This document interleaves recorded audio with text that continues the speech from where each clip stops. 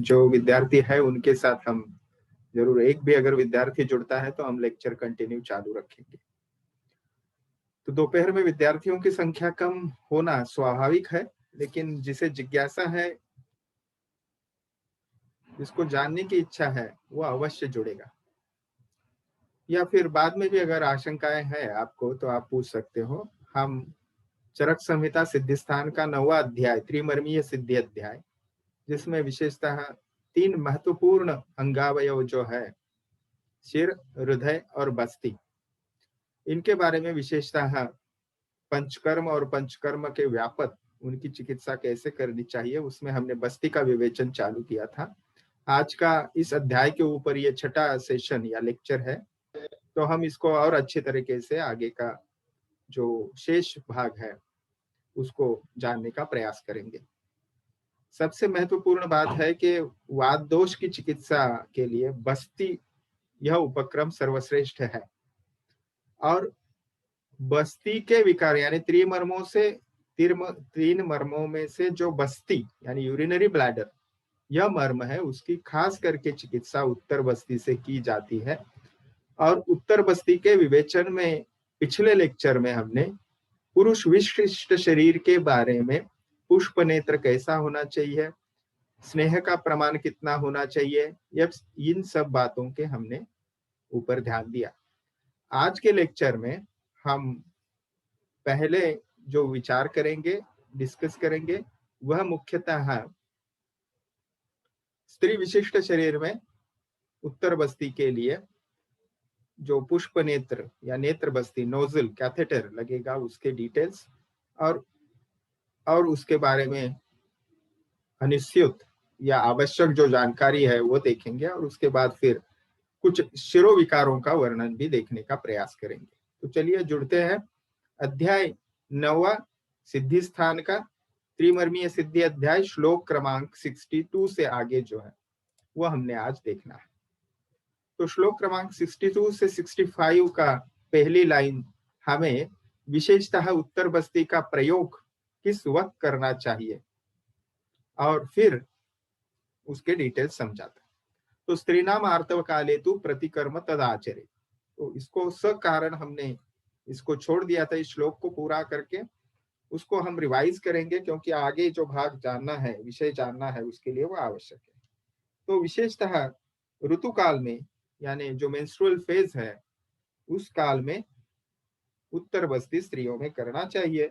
इसका सकारण मीमांसा बताते हैं, गर्भासना सुखम स्नेहम तद आदत्ते ही अपावृता, यानी आर्तव काल में गर्भाशय का मुख जो है वो खुला रहता है, डायलेट होता है, जिसके कारण शीघ्र ही गर्भाशय में, आपको पता है आयुर्वेद में गर्भाशय के 3 आवर्त होते हैं, त्रावर्ता योनि कहा है उसको, तो इसीलिए उसको योनि में शीघ्र ही स्नेह को ग्रहण कर लेती है, गर्भाशय का मुख ओपन या खुला होने की वजह से।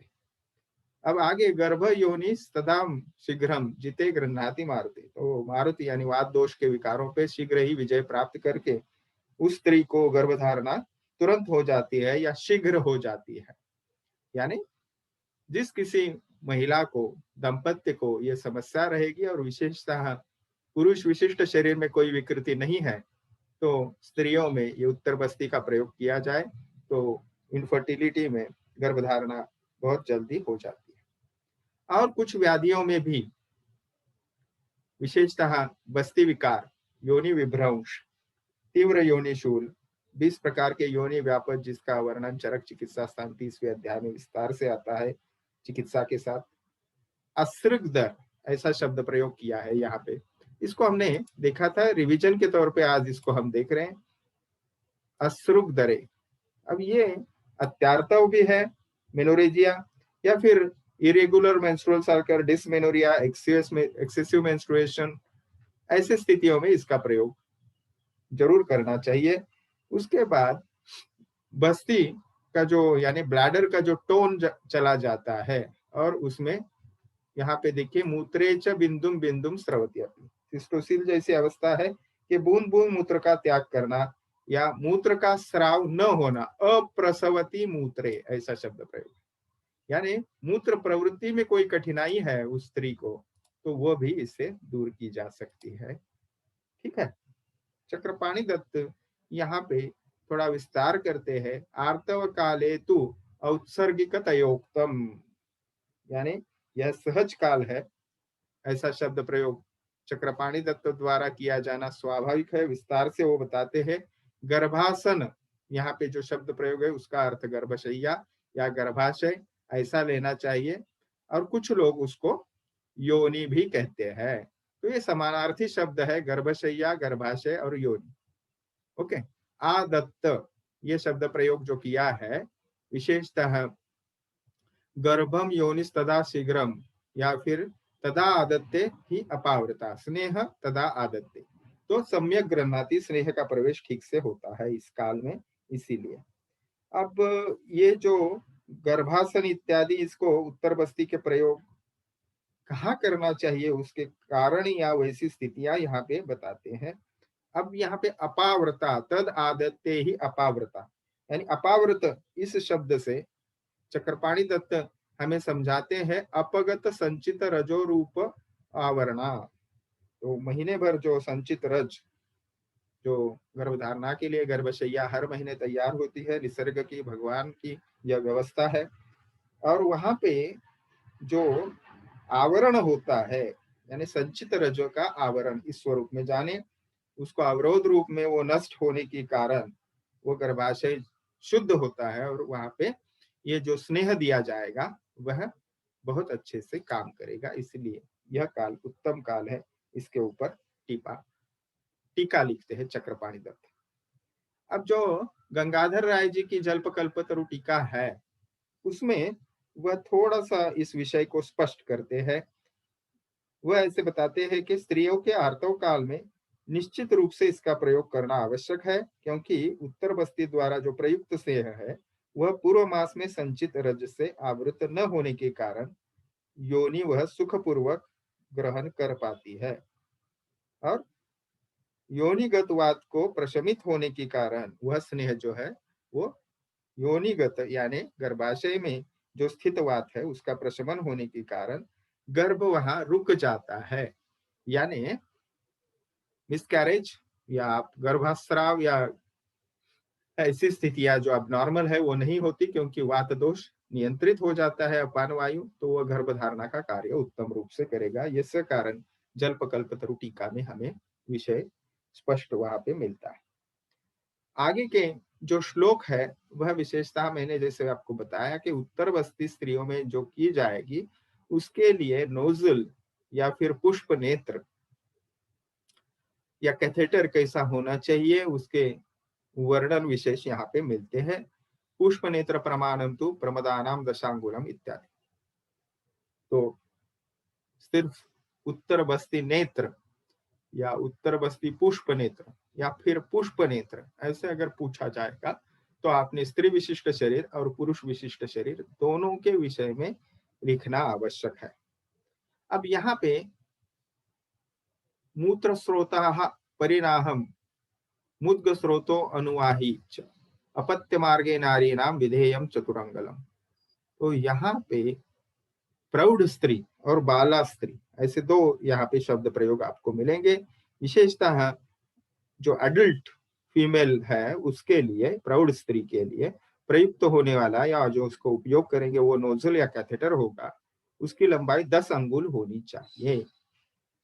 1 अंगुल लगभग जो है उन्हों हमने समझना पाई चाहिए 1 इंच यानी 2.5 सेंटीमीटर लगभग। उसकी गोलाई यानी सरकमफ्रेंस जो है वह मूत्र स्रोत की चौड़ाई के अनुसार बनाना चाहिए। अब देखिए, ये कफ शरीर या कफ प्रकृति वाली अगर स्त्री है तो उसका शरीर की आकृति बड़ी होती है, तो ये थोड़ा विशिष्ट यहाँ पे हम ऐसे कहेंगे कि उसके अनुसार हमें 3 साइज जो है वो रखने पड़ेंगे। लंबाई निश्चित है लेकिन गोलाई या सरकमफ्रेंस जो है उसमें भिन्नता हो सकती है। उस नेत्र का छिद्र यानी जो ल्यूमेन है इस प्रकार बनाना चाहिए कि उसमें मूग प्रविष्ट हो सके, यानी जो ग्रीन ग्राम है जिसे हम मूग कहते हैं, जो लेग्यूम खाने के लिए मूंग की दाल इस्तेमाल करते हैं, वो अखंड मुद्ग जो है वो उसमें से पास होना चाहिए या उसके व्यास का वह छिद्र होना चाहिए। अब देखिए, स्त्री के अपत्य मार्ग में 4 अंगुल नेत्र को प्रविष्ट कराना है। विशेषतः योनि रोग में उत्तर बस्ती देने हेतु ये प्रविष्ट करने की जो स्थिति है वो 4 अंगुल बताया। अब यहाँ पे मूत्रगत रोगों को दूर करने के लिए उत्तर बस्ती पुष्प नेत्र को मूत्र मार्ग में 2 अंगुल प्रवेश कराना चाहिए। तो यहाँ पे बस्ती यूरिनरी ब्लैडर में आपको कोई उसके संबंधित मूत्राशय से संबंधित कुछ विकृति है, वहां पे आपको औषधि प्रविष्ट करनी है। तो आप सभी जानते हो, तृतीय वर्ष के आप विद्यार्थी हो, तो स्त्री विशिष्ट शरीर में मूत्र द्वार और गर्भाशय द्वार भिन्न होता है, और इसीलिए ये दो जो कितना वह अंगुल प्रवेश होना चाहिए, ये संख्या भिन्न भिन्न है, उसके अनुसार आप यूज करें। तो एक एडल्ट फीमेल बॉडी के लिए ये कहा प्रमाण। और विशेषतः बाला शब्द प्रयोग किया है, बालायास्तु एकम अंगुलम, यानी कन्याओं में मूत्र मार्ग के विशेषतः 1 अंगुल अंदर तक ही प्रवेश करना चाहिए। अब विशेषतः मूत्र मार्ग के लिए केवल 1 अंगुल बताया है, और वह गर्भाशय मार्ग के लिए कुछ उल्लेख नहीं किया है। इसका मतलब समझ ले कि जैसे प्रौढ़ स्त्री में वह 4 अंगुल अपत्य मार्ग में या योनि द्वार में प्रवेश किया जाएगा, वैसे ही बाला में भी 4 अंगुल लगभग उसका प्रवेश किया जाएगा। तो इसको अर्थापत्ति या अनुक्त जो बातें हैं वो हम समझ सकते हैं आसानी से। अब आगे उत्तानायाः शयनायाः, यानी इस श्लोक से आगे जो कथन आता है तो ये विधि के बारे में आता है। तो प्रोसीजर यहाँ से चालू होती है। यहाँ तक पुष्प नेत्र का वर्णन आया, इससे आगे अब वर्णन आएगा वह बस्ती विधि का, उत्तर बस्ती विधि स्त्री में, स्त्री विशिष्ट शरीर में कैसे कराना। तो पहले आसन बता दिया, उत्तान शयान आसन होना चाहिए, यानी पीठ के बल, यानी बैक, पीठ पे लिटाना है स्त्री को, और फिर दोनों पैरों को संकुचित कराना है, संकोच सख्तिनी। तो शक्ति शब्द जो है विशेषता थाइस के लिए, संकोच यानी उसको शरीर के पास लाना है, तो जिसे हम आज की भाषा में या गायनाकोलॉजी में लिथोटॉमी पोजीशन कहते हैं, वैसे पोजीशन बताई है। अब आगे जो है पृष्ठवंश की दिशा में पुष्प नेत्र को योनि मार्ग में आराम से प्रविष्ट कराना चाहिए। अब देखिए, ये विशिष्ट अवयव जो है यहाँ इन्फेक्शन के या संसर्ग होने के, जंतु संसर्ग होने के ज्यादा चांसेस रहते हैं, इसीलिए आपको स्टराइल, जैसे मेजर या माइनर ऑपरेटिव में हम उसको स्टराइल करते हैं, उसी पद्धति से उसका निर्जंतुकीकरण किया जाना चाहिए, और इस पद्धति से ट्रे उसका तैयार होना चाहिए। जो भी वजाइनल वॉल रिट्रैक्टर रहेगा, ये जो भी कैनुला रहेगा, ये सभी उसमें अपने रेडी रखना चाहिए। और आयुर्वेद के या फिर जो भी अवेलेबल है वो भी हम यूज कर सकते हैं, डिसइंफेक्टेंट, और उस सॉल्यूशन से फिर वहां पे निर्जंतुकीकरण करके हमने ये पोजीशन विशिष्ट स्त्री शरीर की लेनी चाहिए। और फिर उसका प्रवेश जो है उसके लिए डायरेक्शन बताया है, वह पृष्ठवंश की दिशा में पुष्प नेत्र योनि मार्ग में आराम से प्रविष्ट कराए। और विशेषतः योनि मार्ग में 24 घंटे तक, यानी 24 आवर्स के बीच में, इस अवधि में 2, 3 या 4 बार बस्ती नेत्र से आप स्नेह प्रविष्ट करा सकते हो। तो व्याधि की तीव्रता, आवश्यकता के अनुसार, रुग्ण या वह स्त्री जो है उसके बल के अनुसार आप उसको 2, 3, 4 बार 24 घंटे में ये उत्तर बस्ती दे सकते हैं। यदि उत्तर बस्ती में जो स्नेह प्रविष्ट किया है वह निर्धारित समय में वापस में नहीं आता, तो जैसे पहले हमने पुरुष विशिष्ट शरीर में देखा पिप्पल्यादिवर्ती का प्रयोग किया, वैसे ही यहाँ पे पिप्पल्यादिवर्ती का प्रयोग करना चाहिए। किंतु यहाँ पे ये वर्ती जो होगी वह जो बस्ती नेत्र की गोलाई बताई है या सरकमफ्रेंस जो बताया है वह उससे थोड़ी मोटी होनी, क्योंकि वहां पे विशेषतः यूरेथ्रा या स्ट्रिक्चर, या हम कहेंगे यूरेथ्रा की मेल बॉडी में जो ल्यूमेन रहेगा या व्यास रहेगा वो कम रहेगा, और यहाँ पे थोड़ा स्त्री विशिष्ट शरीर में वो ज्यादा होने की आवश्यकता है, तभी वो वर्ती जो है वो ठीक से वहां बैठेगी। इस प्रकार स्नेह की मात्रा को बढ़ाते हुए आप 3 रात्रि यानी 3 दिन तक, या 3 दिन रुककर पुनः उस मात्रा को बढ़ाकर 3 दिन तक दे सकते हैं। लेकिन अवधि बताया 3 दिन, गैप कितनी लेनी है 3 दिन। कम से कम एक बार दिन में आप यानी 24 घंटे में दे सकते हो, ज्यादा से ज्यादा आप 4 बार दे सकते हो। इस पद्धति से मिनिमम और मैक्सिमम बताया है। डिसीजन व्याधि की तीव्रता या गंभीरता और उस व्यक्ति की जिसे हम उत्तर बस्ती देने वाले हैं उसका सहत्व किस पद्धति का है, उसके अनुसार उसका बल कैसा है उस स्त्री के, उसके अनुसार हम देखें। अब यहाँ पे चक्रपाणि दत्त जो विशेष वर्णन करते हैं, यहाँ पे सिर्फ समझाने के लिए आज जो विविध पद्धति के कैनुलाज यूज करते हैं उन इंस्ट्रूमेंट्स का भी हम अच्छे से प्रयोग कर सकते हैं ताकि उत्तर बस्ती में आसानी हो, इसीलिए ये चित्र नीचे दिया है। अब ये पुष्प नेत्र प्रमाण जो है उसको विस्तार से बताते हुए मेरे ख्याल से हम ये अपत्य मार्ग के बारे में जो प्रमाण लिखे हैं उसको थोड़ा स्पष्ट हम चक्रपाणि दत्त जी के द्वारा करेंगे। अपत्य मार्ग के स्नेहन हेतु पुष्प नेत्र 4 अंगुल प्रवेशित कराने चाहिए। इसी प्रकार युवा स्त्री में यानी जो बाला स्त्री है उसमें मूत्र मार्ग के स्नेहन के हेतु 2 अंगुल प्रवेश कराना है। यह हो गया अपत्य मार्ग के बाद। अब मूत्राशय में युवा स्त्री में यानी अडल्ट जो है उसमें मूत्र मार्ग 2 अंगुल प्रवेश कराना है, और योनि मार्ग में 4 अंगुल प्रवेश कराना है। जैसे हमने उसका अर्थापत्ति से अर्थ निकाला, यही निश्चित होता है। अब वर्ती ही पीनतरा भवेद, यहाँ पे चक्रपाणि दत्त ये पिप्पल्यादि वर्ती के बारे में उसका अर्थ स्पष्ट करे। पीनतरा यानी ज्यादा मोटी होनी चाहिए वह वर्ती, ज्यादा चौड़ी होनी चाहिए या उसकी गोलाई ज्यादा होनी चाहिए।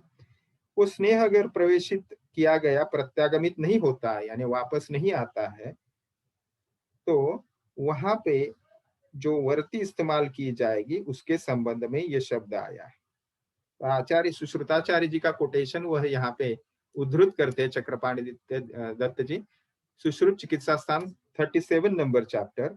वह वहां पे बताते हैं स्त्रियों में स्नेह की मात्रा अंगुल मूल के बराबर 1 प्रसृत यानी 1 अंजलि। जैसा हमने पुरुष विशिष्ट शरीर में उसकी मात्रा देखी थी, वहां पे कितनी मात्रा यूज करनी चाहिए, तो वहां पे 2 प्रमाण आए थे। वैसे ही यहाँ पे विशिष्ट प्रमाण स्व अंगुली मूल संमितम प्रसृतम, स्त्री विशिष्ट शरीर में उत्तर बस्ती के लिए स्नेह की मात्रा 1 प्रसृत यानी 1 अंजलि इतनी होनी चाहिए। तो 1 अंजलि यानी कितना, वो मैं आपको पूछ के अभी संकट में नहीं डालूंगा, ठीक है। आगे चलते हैं। तो फिर एक बार सेकंड ईयर का मैंने जो आपको बताया था, अगर याद नहीं है तो फिर से एक लिख लीजिए, क प कुप्र और आ द्रो, ऐसे 2-2 शब्द आप ध्यान में रखिए। मैंने रसशास्त्र में या भैषज कल्पना समझाते हुए भी आपको ये समझाया है। ये 2-2 शब्द इकट्ठा कीजिए। क माने कर्ष, प माने पल, कु माने कुड़व, प्र माने प्रस्थ, आ माने आढ़क, द्रो माने द्रोण, ठीक है। तो यहाँ पे कर्ष जो है 1 कर्ष इज इक्वल टू 1 तोला, और 1 तोला इसका अर्थ कितना लेना है हमने, लगभग 10 ग्राम या 10 ml अप्रोक्सीमेटली मैं बता रहा हूं उसके लगभग। तो पल कितना हो गया, 1 पल इज इक्वल टू 4 कर्ष यानी 4 तोला यानी 40 ग्राम। 1 कुड़व यानी कितना हुआ, 4 पल। 1 प्रस्थ यानी कितना हुआ, 4 कुड़व। इस पद्धति को हमने उसका मापन करना है आसानी से। ये आपको यहाँ पे समझना चाहिए, मैंने ये ट्रे को आपको पहले ही दिखा दिया था। अब यहाँ पे उत्तर बस्ती का जो वर्णन है वो समाप्त होता है श्लोक क्रमांक 70 का फर्स्ट लाइन तक। श्लोक क्रमांक 70 से आगे शुरू होता है पुनः शिरोरोग के विषय में। तो शिरोरोगों को यहाँ पे वर्णित किया है और वह विविध शिरोरोग है। इसको एसक्यू में फ्रीक्वेंटली आस्क्ड क्वेश्चन, हमेशा पूछे जाने वाले प्रश्नों में से एक ये प्रश्न जरूर आता है। उसमें शंखक है, सूर्यावर्त है इत्यादि। तो सबसे पहले हम शिरोरोग और उनके संबंधित चिकित्सा संक्षिप्त में यहाँ पे देखने वाले हैं। उसमें पहला शिरोरोग शंखक, जिसे अंग्रेजीकरण या अंग्रेजी ट्रांसलेशन उसका टेम्पोरल हेडेक ऐसा कर सकते हैं। अब देखिए, अतः शिरोविकाराणाम कश्चित भेदाः प्रवक्ष्यते। तो सिर में जो विविध व्याधियां या रोग होंगे उसके कुछ भेदों का, कश्चित भेदाः, सभी भेदों का नहीं कहते चरकाचार्य, कुछ भेदों का वर्णन यहाँ पे किया जा रहा है। विशिष्ट हमने देखा इससे पूर्व हृदय से संबंधित, बस्ती से संबंधित यानी मूत्राशय से संबंधित व्याधियां हमने देखी है, लेकिन शिर विशिष्ट या शिरो विशिष्ट व्याधियों के बारे में जानकारी इस अध्याय विशेष में नहीं देखी। तो उसका वर्णन अभी करने जा रहे हैं। उसमें सबसे पहले जो आता है वो है शंखक। और शंखक व्याधि को सबसे पहले समझाया है, आदर्श पद्धति वही है, पहले संप्राप्ति बताएंगे, फिर उसके लक्षण बताएंगे और संक्षिप्तः अगर चिकित्सा है तो चिकित्सा बताएंगे। तो वह शिरोविकार ज्ञानार्थम क्रमागत त्रिमर्मीय अविस्तृताम वक्तुम आह। चक्रपाणि दत्त बहुत अच्छे अध्यापक है, वह हमें बताते, चिकित्सक तो है ही, तभी तो वर्णन कर सकते हैं। तो जरूर वो अध्यापक के तौर पे हमें बताते हैं कि त्रिमर्मीय अध्याय में अविस्तृतान वक्तुना, शिरोविकारों को उनको जानने के लिए हमने विस्तार से वर्णन आगे इससे पहले नहीं देखा है, तो उसको हम यहाँ पे ग्रंथकार वर्णन कर रहे हैं। तो दारुण वगैरह ऐसे शब्द प्रयोगों का हमने बाद में देखना है। सबसे पहले देखेंगे रक्त पित्त अनिलादुष्टा शंख देशे विमूर्छिता इत्यादि। तो जो भी रक्त पित्त और वात, यानी पित्त और वात, ये दोष, दो दोष प्रधान है विकृत इसमें, और धातुओं में रक्त विकृत है, वह अपने अपने कारणों से आहार विहार से विकृत होंगे या प्रकुपित होंगे। और वह विशेषता ग्रंथकार यहाँ पे शब्द प्रयोग जो करते हैं वह है शंख देशे, यानी शंख प्रदेश में, यानी टेम्पोरल रीजन में, इसीलिए उसको शंखक ऐसा नाम दिया है। और वहां पे फिर लक्षण क्या उत्पन्न होते हैं, तीव्र पीड़ा, दाह, राग। राग को किस अर्थ में हम लेंगे, तो वहां पे कलर जो होगा स्किन का बाह्यतः वह आरक्त होगा या रेड होगा। और वहां पे शोफ यानी एडिमा, शोथ ऐसा भी उसको कहते हैं, वह उत्पन्न होगा। अब इसकी विशेषता बताते हैं, वह कैसा है, देखिए दारुण शब्द का प्रयोग करते हैं। तो दारुण यानी आशुकारी, इमरजेंसी, उसकी इमीडिएट ट्रीटमेंट आवश्यक है, या ये जो लक्षण उत्पन्न होते हैं बहुत तीव्रता से होते हैं। और उसके लिए उपमा यहाँ पे दी है, सशिरो विशद विषवद वेगी, यानी विष जैसे तुरंत फैलता है वैसे ही इस व्याधि में लक्षण जो है वो तीव्र फैलते हैं। विशेषतः इस शोथ के बारे में बताते हैं, वह निरुद्धि आशु गलम तथा, यानी सिर और गले को अवरुद्ध करते हुए, यानी वो शोथ इतना तीव्रता से वेगवान गति से फैलेगा तो सर यानी अपना हेड रीजन और गला नेक रीजन, इनको दोनों को ही अवरोध हो जाए, इस पद्धति से वह शोथ जो है वो फैलेगा। अब आगे बताते हैं कि अगर ये शोथ ज्यादा बड़ा हुआ तो त्रिरात्रा जीवितम हंती, तो 3 दिन में या 3 रात में, यानी 3 घंटे, हम कहेंगे 24 घंटा, तो 72 hours, within 7 to 2 hours it can be हंती, यानी वह उस व्यक्ति का, रुग्ण का जो है नाश यानी जीवन समाप्त कर सकता है। और ऐसे व्याधि को शंखको नाम, शंखक कहा जाता है, क्योंकि संप्राप्ति विशेषता शंख प्रदेश में यानी टेम्पोरल रीजन में होती है, इसीलिए। इसको टेम्पोरल हेडेक ट्रांसलेशन किया। चिकित्सा यहाँ पे एक लाइन में संक्षिप्त बताते हैं, शिरोविरेक सेकादि सर्वम विसर्पण विसर्पण उच्चयत, यानी शिरो विरेक ऐसा यहाँ पे बताया, यानी शिरोविरेच यानी शोधन नस्य का प्रयोग यहाँ पे करना चाहिए। और विशेषतः पहले 3 दिन में ही इसकी चिकित्सा करना आवश्यक है। त्रहात जीवती चेत प्रत्याख्याय आचरित क्रिया, यानी यदि रोगी 3 दिन से अधिक जीवित रहता है तब उसकी चिकित्सा प्रत्याख्यान करके करनी चाहिए, यानी असाध्यता जो है उसकी बतानी चाहिए। जो रिलेटिव्स है उनको, विशेषतः रुग्ण को डायरेक्टली बताने की आवश्यकता नहीं है। तो ये कॉमन सेंस हमने चिकित्सक के तौर पे इस्तेमाल करना है और फिर उसकी चिकित्सा करना है, यानी गंभीरता की कल्पना देते हुए। अब शिरोविरेचन यहाँ पे कहा है पहला, यानी शोधन नस्य। फिर सेक यानी अवसेचन, वो शिरोधारा की पद्धति से आप विशेषता शंख प्रदेश में कर सकते हो। और आदि शब्द का प्रयोग किया है, यानी इत्यादि आपके विवेक के अनुसार युक्ति पूर्वक जो जो आवश्यक है वो करनी चाहिए। नटशेल में यहाँ पे बताते हैं वो कि आपने कौन सा मार्गदर्शन यहाँ पे लेना है, तो विसर्प के अनुसार, विसर्प की चिकित्सा जिस पद्धति से करते हैं उसके अनुसार करें। अब विसर्प चिकित्सा में जो जो उपक्रम बताए हैं उनको हमने यहाँ पे लेना पड़ेगा। विसर्प चिकित्सा में जो भी लेप चिकित्सा दी है, शिरोविरेचन बताया है, उन सभी का हमने प्रयोग यहाँ पे करना चाहिए। अब प्रत्याख्याय आचरेत क्रियाम इति अनेन उत्पन्न मात्र एव प्रत्याख्यान पूर्विका चिकित्सा कर्तव्यस्य आह, यानी कर्तव्य आस्य, ये चिकित्सक का कर्तव्य है कि 3 दिन हो गए हैं, 3 दिन में इसकी चिकित्सा हम करते तो अवश्य हमें इसमें यश प्राप्ति होती। लेकिन 3 दिन से ज्यादा समय हुआ है तो ये रुग्ण के क्लोज रिलेटिव्स को हमने कॉन्फिडेंस में लेके बताना चाहिए।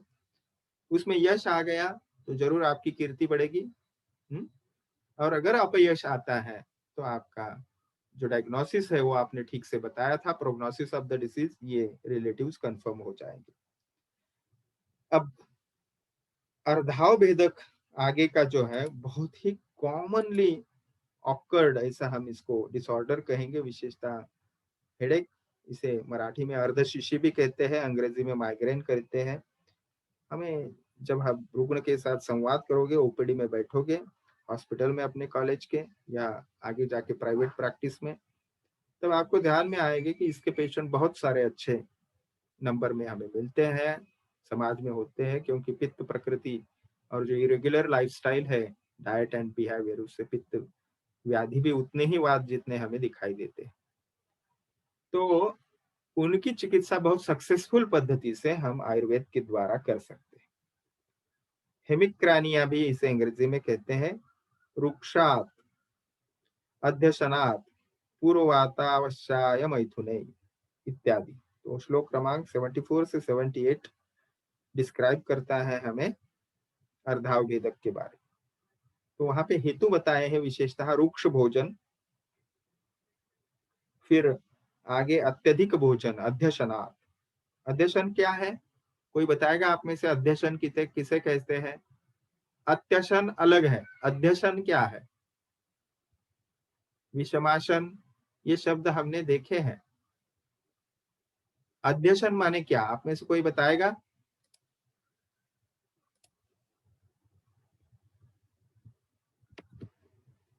सुशांत, शीतल, प्रियंका, प्रियंका भिंगाड़े, प्रियंका शेळके, प्रतीक्षा, पूजा, कोमल, गोपाल, आशा, अंकिता, आरती, सो तो नहीं है सब?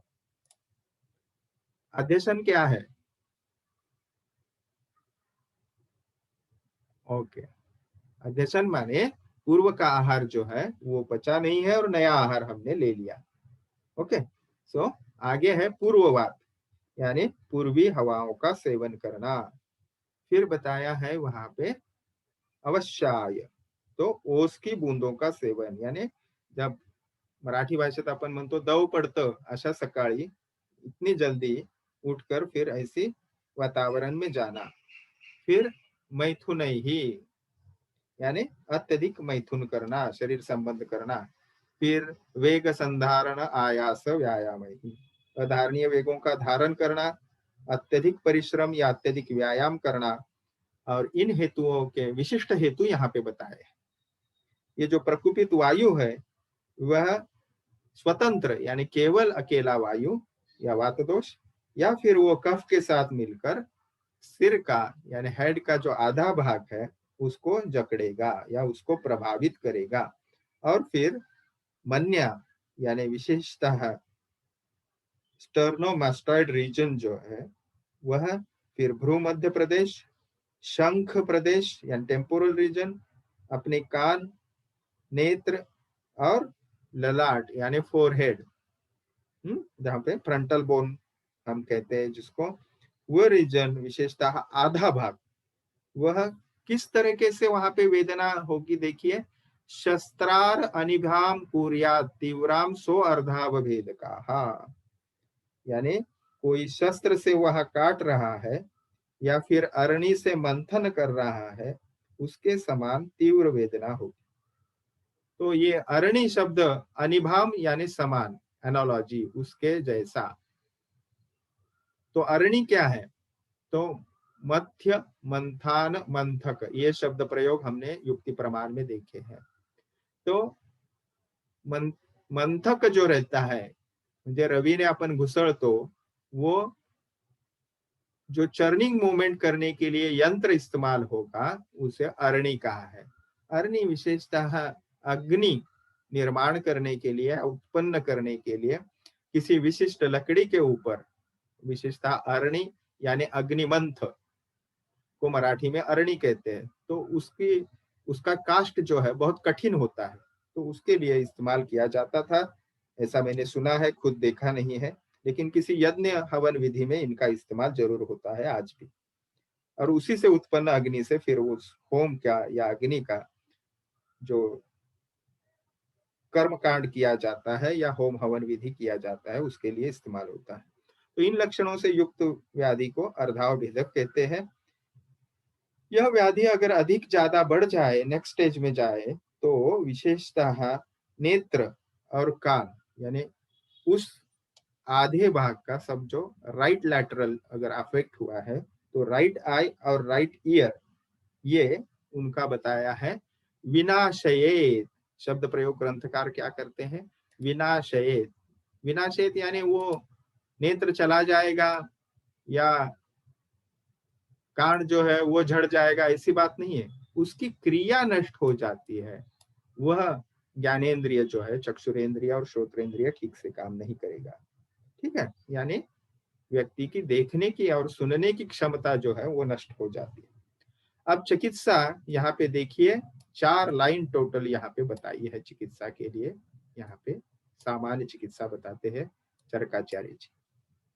विशेषतः सबसे पहले चतुस्नेह, घृत तेल वसा मज्जा, इनका प्रयोग बताते हैं। उसके बाद में सेवन उसका कितना उत्तम मात्रा में उसका स्नेह सेवन करना है, यानी चारों स्नेहों का इकट्ठा, इसको महास्नेह भी कहा है। 2 स्नेह इस्तेमाल किए इकट्ठे तो उसको यमक स्नेह करते हैं। अब जो 4 इकट्ठा होते हैं तो उसको महास्नेह कहते हैं। फिर दूसरा बताया है शिरकाय विरेचनम, यानी शिरो विरेचन, शोधन नस से इस्तेमाल करना है। नाड़ी स्वेद, तो लोकल यहाँ पे नाड़ी स्वेद का भी उल्लेख है। और विशेषतः संपूर्ण शरीर का अगर दोष आपको लगते हैं अधिक है तो उसके लिए अनुआसन बस्ती हो या फिर निरूह बस्ती है, इनका भी प्रयोग करना चाहिए। अब शिरो विरेचन, शिरक काय विरेचनम, 2 शब्द प्रयोग है, यानी शिर विरेचन और काय विरेचन।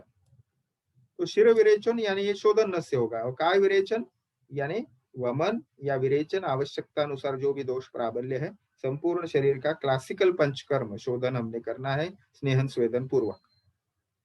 तो ये 2 शब्द अर्थ होते हैं। फिर नाड़ी स्वेद, जीर्ण घृत का पान करना चाहिए, इस पद्धति से बता। जीर्ण घृत यानी पुराण घृत, लगभग 10 वर्ष पुराना कम से कम वो होना चाहिए, उसको ही पुराण घृत की संज्ञा दी जाती है।